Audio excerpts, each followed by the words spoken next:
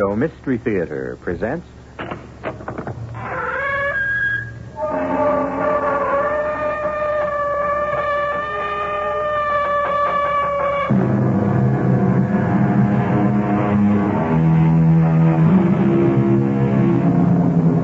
Come in. Welcome. I'm E.G. Marshall. William Shakespeare's place as a poet is secure for all the ages. Yes, sometimes his towering reputation tends to scare away ordinary people. Strangely enough, the very people he wrote for, whom he fondly called the groundlings, because to watch his plays, they swarmed to fill the floor of the theater where they had to stand. What drew them there? Plays of such fury, terror, excitement, suspense, and magic as the one you hear now. What did he say, Brutus? He was just playing with words, Caesar. I don't mean Cassius. I meant that voice I heard above the crowd. You didn't hear it, Brutus? No? Cassius? All right. Antony? Yes, I heard him. And his words? He said, Caesar, beware. Beware the Ides of March.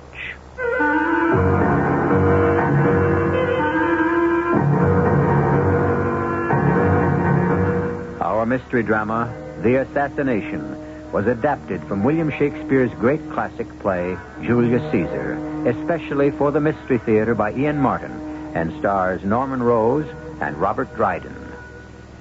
It is sponsored in part by Buick Motor Division and Allied Van Lines. I'll be back shortly with Act One.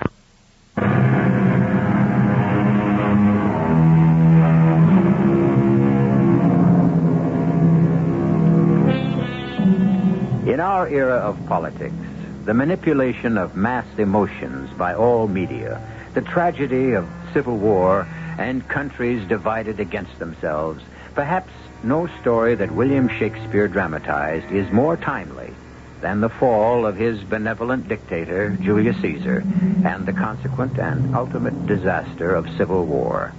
This is the story of Julius Caesar as William Shakespeare shaped it, not in his words, but the pattern of the plot. I swear by the time we press through this crowd, the races will be over, Marcus Antony. The people gather wherever you go to show their love for you, great Caesar. I sometimes wish they were a little less faithful. Oh, no, I didn't mean that. Whatever love they have for me, I return to the citizens of Rome. To them, you are Rome. If that's true, then I am theirs.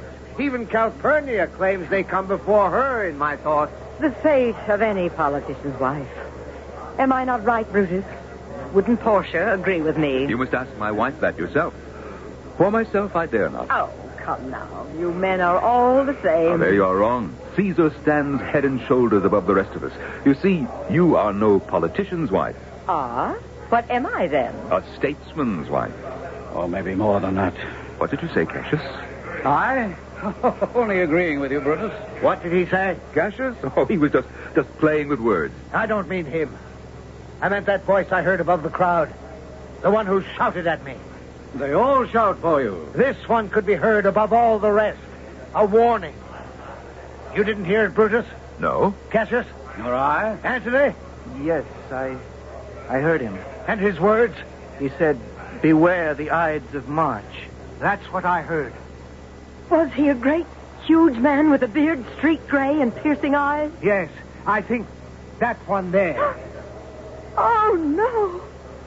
What frightens you, dear? I know him. A soothsayer. A man with second sight. Then we should take his first sight from him if he threatens Caesar. Oh. Let's not spoil a festive day. Leave him with his dreams. Besides, he warns of tomorrow. And today, the races are waiting. Come, let us go. Caesar, you are not going to stir from the house tomorrow, just the same. We shall see. Aren't you going to the course, Brutus? I'm not a gambling man like Antony or Caesar. Don't let me keep you, Cassius. No, I want to talk to you a moment, if I may. Why not? We are friends. I hope. Lately, I haven't been so sure, Brutus. Oh, why? Oh, somehow you seem to avoid my eyes when we meet, as if something lay between us.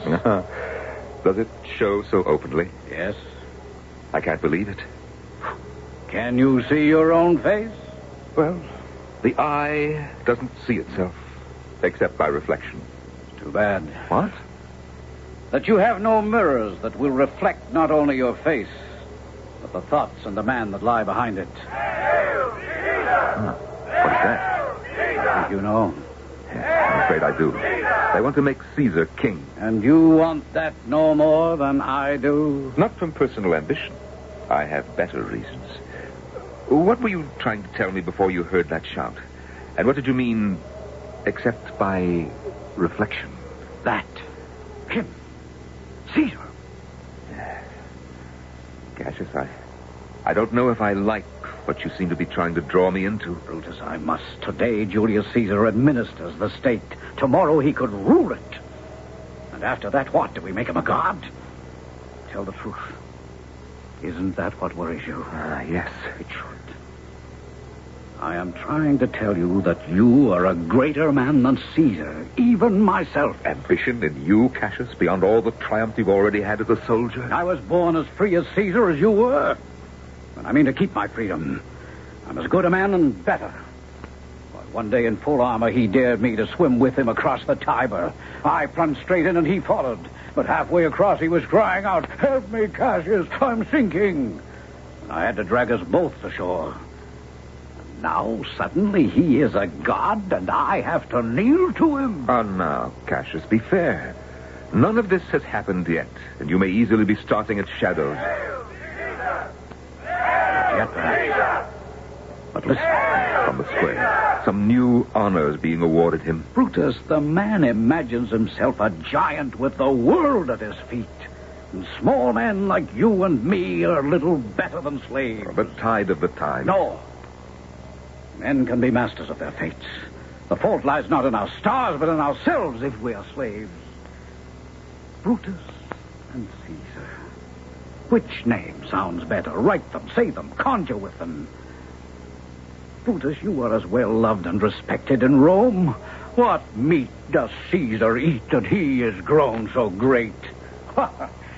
I knew you once when you would have faced the devil to keep your rightful place in Rome. Enough, Cassius. Enough. What you have said. You have said out of friendship. As much for our country as for you. I know that. And in fairness, I will admit what troubles you is heavy on my mind as well. I'm glad my words have shaken you even a little. Not half so much, perhaps, as the worship from the crowd. What have they offered him now? The race is over and he's coming. We'll take our old Casca aside and find out. Caesar looks angry, and Calpurnia pale and worried. And all the rest, even Antony, look shaken. Well, no matter. Casca will tell us all. If you are one of us. Don't push me too hard, Cassius. I need time to reflect. Caesar, why? Why did you not accept? It was scarcely the most opportune moment.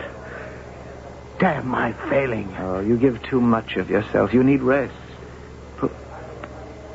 Caesar, what is it? The strangest thought has crossed my mind. I think I would like to have around me only men who are fat and lazy and like to sleep. Cassius there has nothing but muscle on his bones.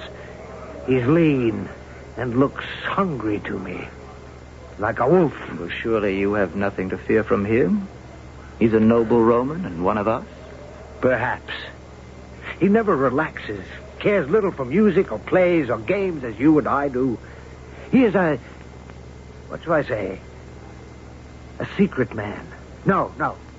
Maybe better. A private man. You don't trust Cassius? I get a sense that he is dangerous. I must get home to Calpurnia. Come on my right side to my good ear and tell me what you think of Cassius.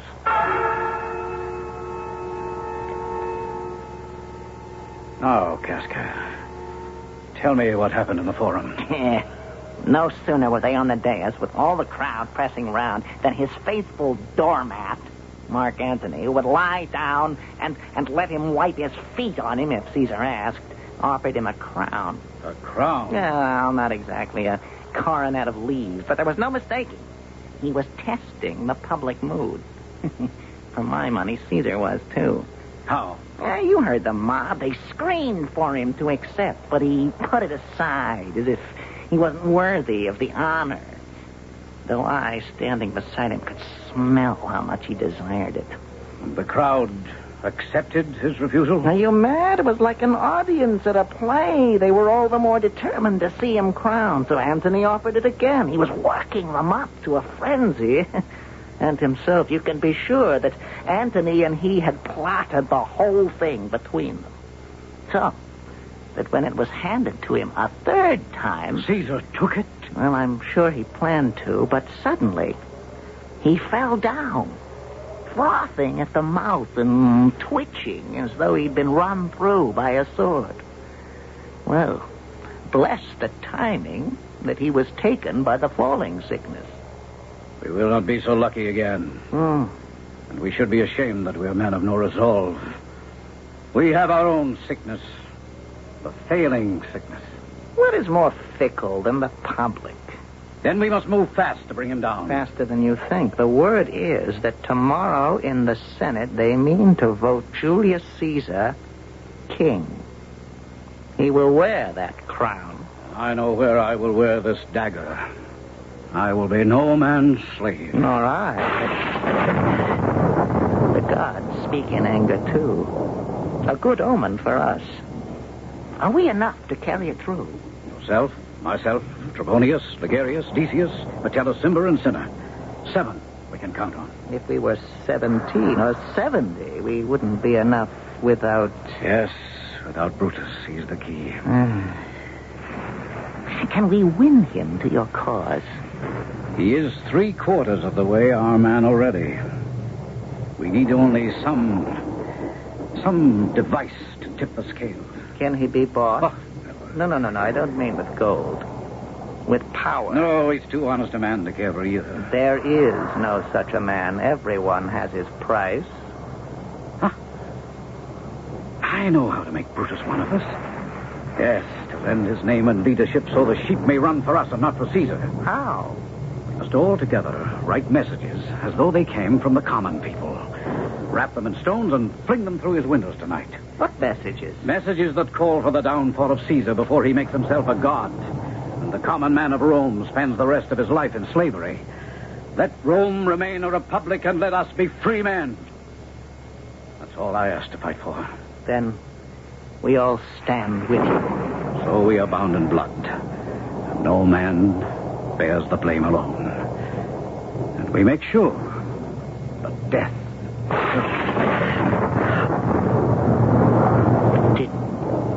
Did you see and hear that? See what? Above the Capitol. All shimmering with fire about him like a halo, and great forked bolts of lightning shooting from his hands. The soothsayer, pointing toward Caesar's palace. Soothsayer? The one who cried out to Caesar on the way to the races, beware the Ides of March. I didn't see him. I'm less superstitious than you. But I will take it as an omen. Tomorrow. Tomorrow is marked for Caesar's fall. The gods themselves demand it. We are only the instruments of his revenge. Well, then we'll meet at daybreak before Brutus' house. And if I know my friend, who by then must think the people as well as us have condemned Julius Caesar, then he will lead us to the assassination.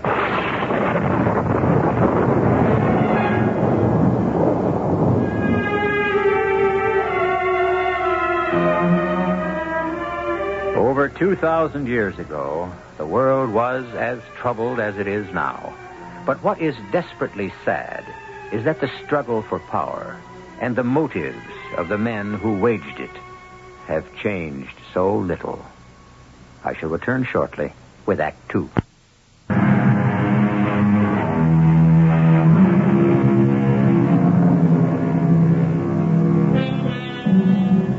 The night before the prophesied doom of the Ides of March, the elements provide a fit setting for the gathering storm.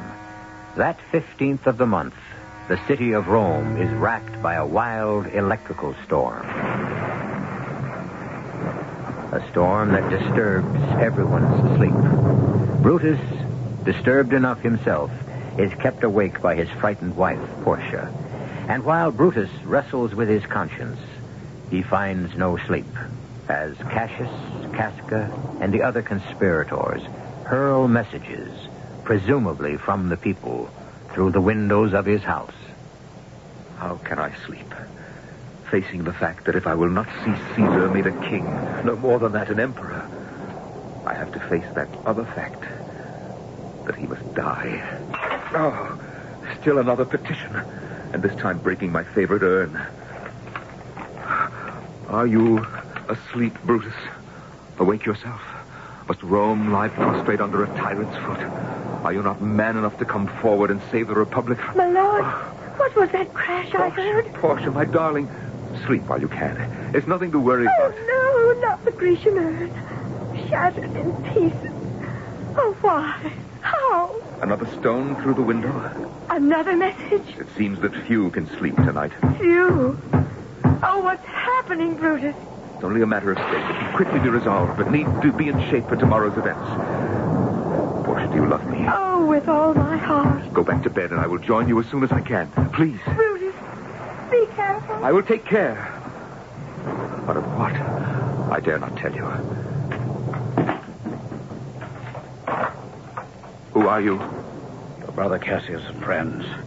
Forgive us for intruding on your rest. Who rests tonight in Rome? Come in. Come in. I ask again. Who are you? Not one man among us who does not honor you or does not wish you held the same opinion of yourself which every noble Roman bears. Trebonius. Welcome. Decius. Most welcome to... Casca, Cinna, Metellus, Cimber. All welcome. But for what purpose? Where is the east? That window there. Then look beyond the storm, Brutus. A new day rises. The Ides of March. Cassius, come aside with me a moment. I want to talk to you. Excuse us, gentlemen.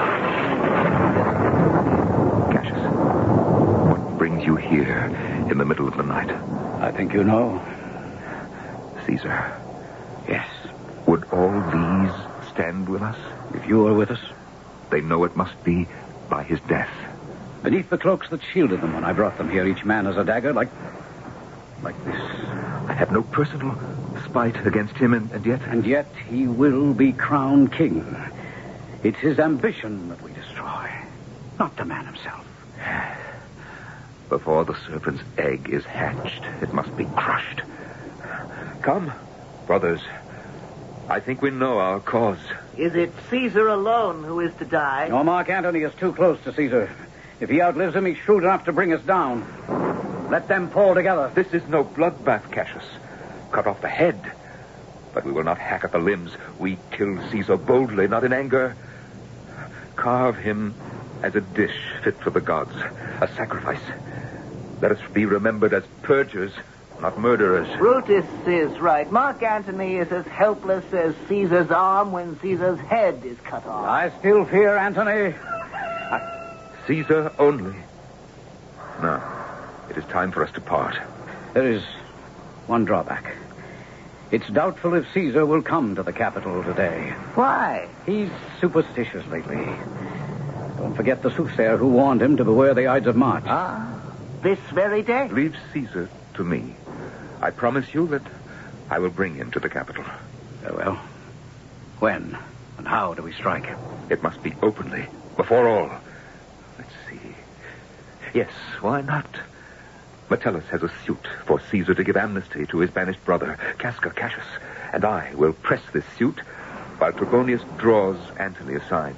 The others gather about Caesar, and on a sign, we strike. Agreed? Good plan, agreed. Then let us meet at the capital. Till then. Till then. All right. The sun is rising on the Ides of March. Oh, Caesar, you should beware. Forgive us for what must be done. What must be done? Portia, why didn't you stay in bed? It's a raw, cold morning and bad for your health. I'm afraid, Brutus. Who were those men who came here, hiding their faces in their cloaks, coming by night like criminals? Something awful has happened or is to happen that makes you sick at heart. Oh, my darling, I want to share your grief. Hush, darling. Nothing for you to worry about. I'm your wife, not your mistress. Don't I deserve your confidence? Oh, what is it, Portia? Nothing but my sickness. Oh, help me back to bed. I'll carry you back to bed. Your heart against mine. There. Oh, you are the dearest thing in life to me. Accept my honor. Perhaps after all, I don't want to know. Oh, Brutus, take me to bed. Let us try to get some sleep. Sleep. I wonder if anyone in Rome sleeps sound tonight.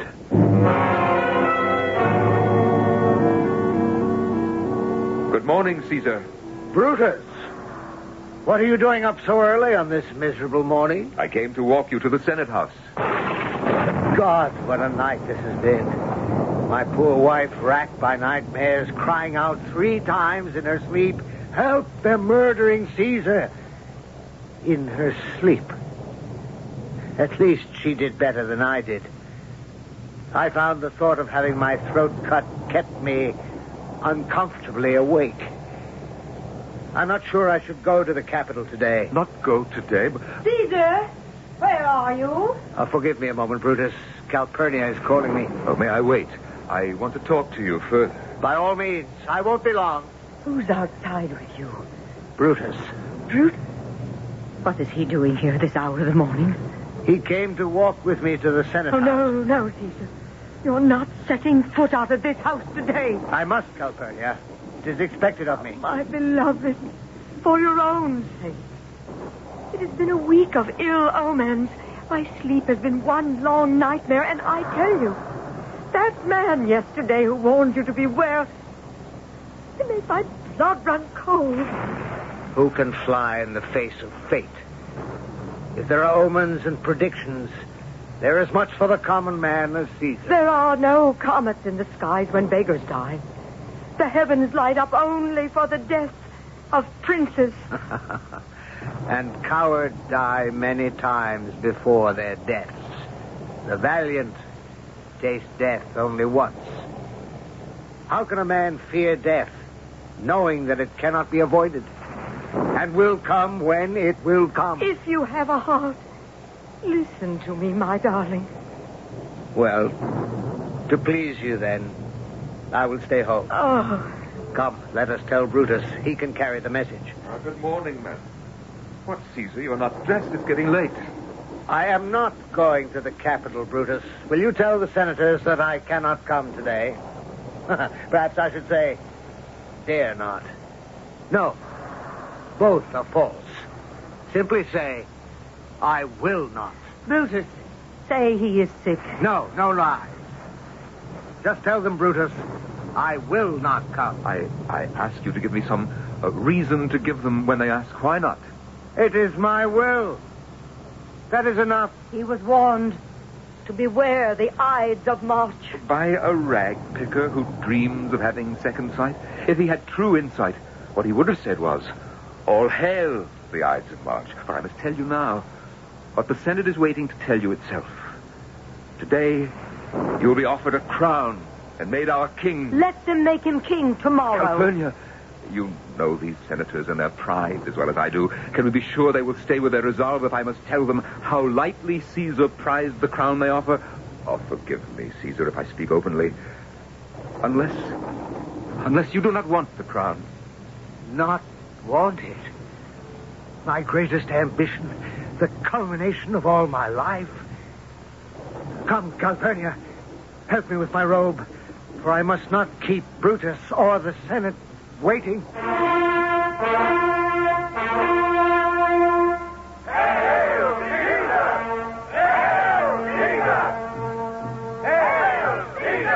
And to you, my fellow senators, all hail.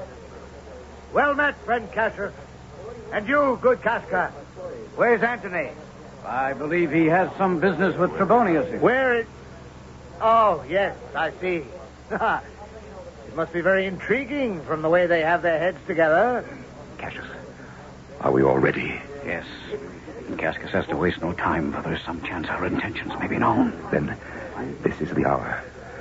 Caesar, may I and some others take you aside for a moment before the general business begins? Today I could refuse no man any request. What is it, gentle Brutus? In the matter of Trebonius' suit. For amnesty for his friend Metellus' brother. To repeal the decree of banishment. Ah, now I see why Trebonius is bending Antony's ear, but all in vain. We all know the reasons involved. Don't question me any further. Just accept that someone must lead and be unshaken. Why else do you pick me for the honor you intend? Caesar. No, Casca, no more words. Then my hand shall speak. For me! And me! Cassius! Ligurius! Metellus! Decius! Oh, even you, Brutus. Liberty! Freedom! Tyranny is dead! Proclaim it in the streets! Come go to the common pulpits and cry out, liberty, freedom, and equality! Senators, have no fear. What's done is done. Ambition's debt is paid. Where is Antony? He's approaching now. Brutus, don't trust him. Leave it to me. Is he dead? Antony, ambition is the most deadly of all diseases. And Caesar was infected? Do you doubt it? If you assure me so. Who doubts Brutus's word?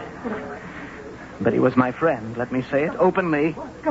If you think that I bear the contagion too, then kill me now. Brutus. Our quarrel was with one man only, and his ambition. If you are one of us and wish to protect the Republic, then give us your hand. Let us all dip our hands in his blood, and then forswear each other. Well said. I make only one request. That as a friend, I may say a few words from my heart about him at the funeral. That is only fair. And unwise. Hush. First, let us go and state our case before the Senate, and explain why what has happened had to be. The rest will wait for the future to exonerate us. Oh, mighty Caesar, do not lie so low. You will be revenged. Oh, pardon me, you bleeding piece of flesh, that I am meek and gentle for the moment with these butchers. Our time will come when every knife wound in your body will open like a mouth and cry for justice. Cry more than that. Cry havoc and let loose the dogs of war! The tragedy of history, as Shakespeare knew, and the world can never seem to learn, is that violence only begets more violence. I shall return shortly with the final act.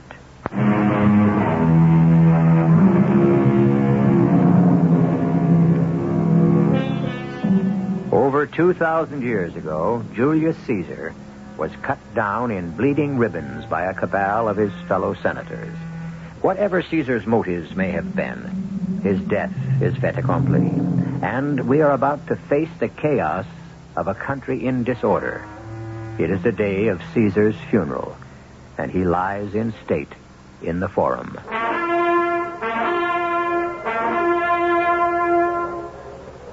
Brutus, I hope you know what you have done to allow Antony to speak at his funeral. I shall speak first, and reason will and must prevail. Hush. Greetings, Antony. To you and brave Cassius. We welcome your eulogy over Caesar's body, but remind you that for the sake of the Republic, you must not blame us, though you will, as a friend, speak all good of Caesar. You may speak fair, Antony, but do not try to stir the passions of the crowd. Cassius, I am a soldier, not an orator. I only pay my respects to the dead. Well spoken. I can only hope my eulogy will do him justice.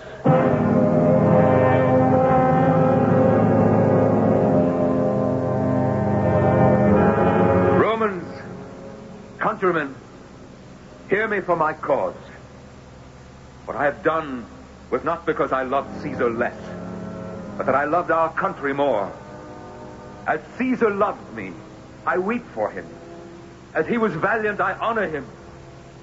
But as he was ambitious, I slew him.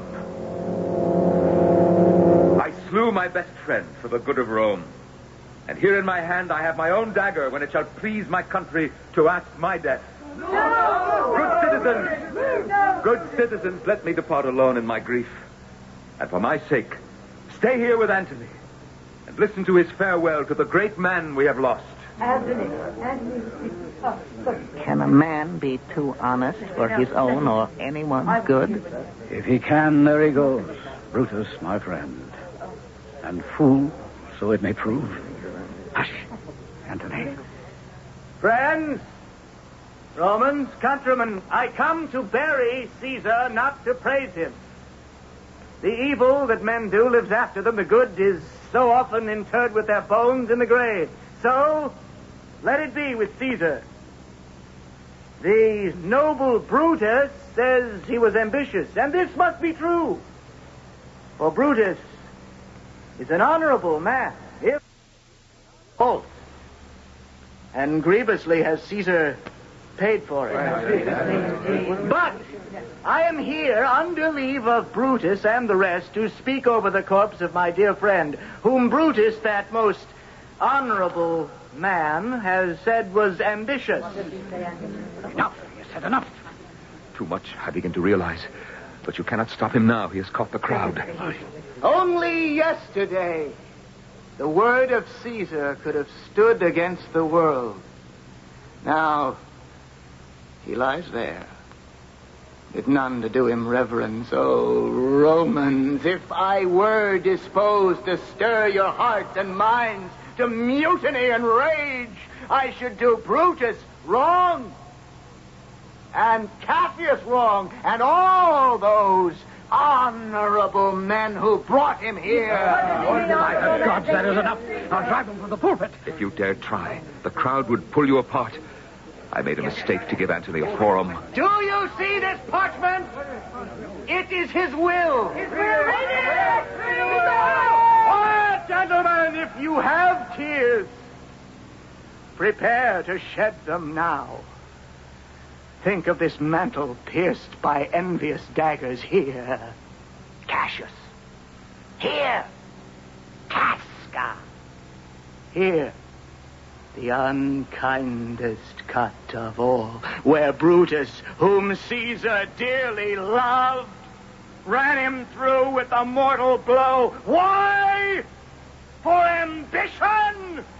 To save you against power, a tyrant, a dictator. Now, then, I read. Here is his bequest to what he loved best of all. You, the citizens of Rome. To every single one of you, he leaves 75 drachmas. To all of you, he leaves his private walks, his arbors, orchards, everyone this side of the Tiber, to you, and to your heirs forever, to walk abroad as free men. Here was a Caesar. When will there come such another?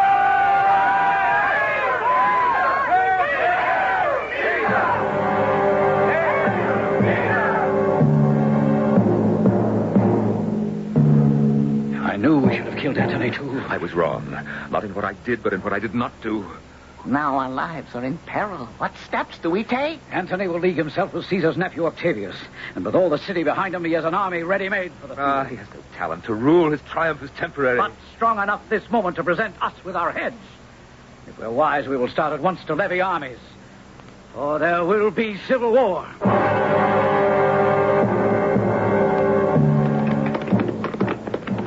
Brutus, my brother, you have wronged me. I do not wrong my enemies. How could I wrong a friend? You have condemned one of my men for taking bribes from the Sardinians. I have? In times like these, we cannot question every man's honesty if we have need of him. At any time, I can. And I tell you frankly, Cassius, that you yourself are accused of having an itching palm. By God, if you were not Brutus, I would run you through for that. Did we bleed Caesar for anything but the sake of justice? If we did it to enhance ourselves, to live by bribes, to dirty our hands for money, then by God, I would rather be some dog, my tail between my legs, baying at the moon. You call me dog? I won't take it. I'm a soldier older than yourself, abler than you in practice. You are not, Cassius. You expect me to take this? Aye, and more. When Caesar lived, he would not have dared move me like this. You wouldn't have dared tempt him like this. Don't count too much on friendship. You may drive me to do what I may be sorry for. You have done things you should be sorry for. I sent for gold to pay my legions, and you denied me. Oh, a misunderstanding. A fool brought my answer. If you believe me so false a friend, then here, take my dagger and strike as you did at Caesar. For now I know when you hated him most, you still loved him better than Cassius. Sheathe your dagger. Be angry when you will. Do what you will. And I shall pass it off with a laugh. Oh, Brutus, forgive me. Can you not remember I was born with my mother's temper? Then, if we quarrel again, I'll blame it on your mother. Oh, come, give me your hand, old friend. And my heart. I have need of both. I never thought I would see you so angry. Now, you find me sick of many griefs. Most of all, Portia is dead. How did I escape your killing me when I angered you so? How? What had I left her to live for? She saw the end more clearly than we. What end? That we die in battle. We are outnumbered and hemmed in. Well, let us see that tomorrow. All things look better with a good night's sleep. Brutus! Marcus Brutus! Marcus Who's there? Brutus! Who speaks? Who's without there? My voice speaks to you from within, and with many mouths, the mouths of all my wounds. Great Caesar. No longer great. Why must you haunt me? Ask yourself that question, or ask me again when we meet at Philippi.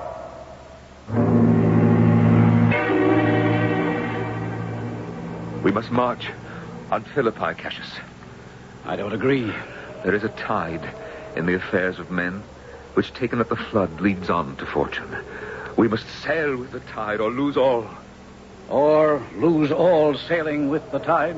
This day, one way or another, will end what was started on the Ides of March.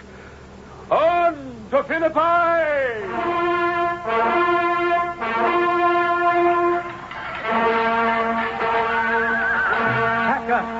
How goes the battle? Against us, Captain. We are outnumbered and outflanked. And Metellus? Dead. Drowned beneath the horse's hooves. Cinna, too, and Ligarius. And I will not live from the thrust where Antony ran me through. And Brutus? Surrounded, held at bay like a stag, the hound yapping at his feet. Oh, what kind of coward am I? I will not live to see my best friend taken, and no man shall take me. How is it with you? No enemy shall take me but death. Then let me join you. Here. With this good sword I ran Caesar through. Take it by the hilt. No, Casca. Yes, Casca. Would you have me live a slave when I can still die free? Now, my face is covered. Guide the sword and strike. Well, struck. Noble Casca. Oh, Caesar, you are revenged. And with the sword that killed you. You, fellow, are you not servant to Brutus? Yes, master. Go bring him the news of all who are dead. And tell him to flee. You can add Casca's name to the list.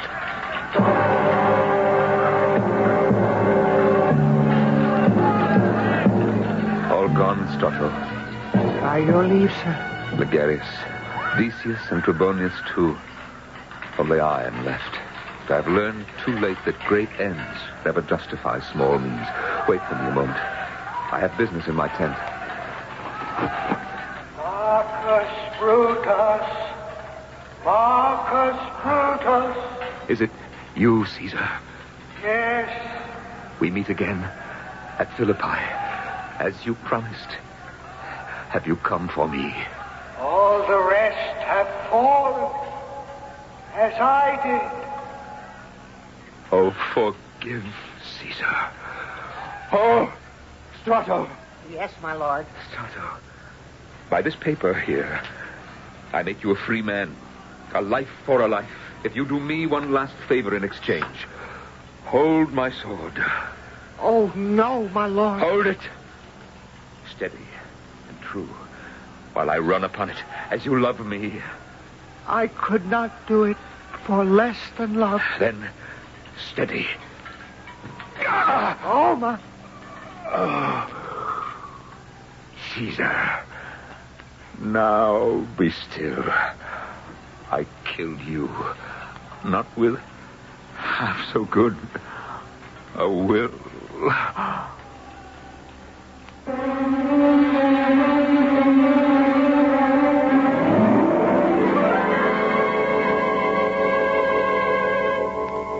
No better epitaph from me than Antony's words when he found Brutus dead. All the conspirators, save only he, did what they did in envy of great Caesar. This was the noblest Roman of them all. I shall be back shortly.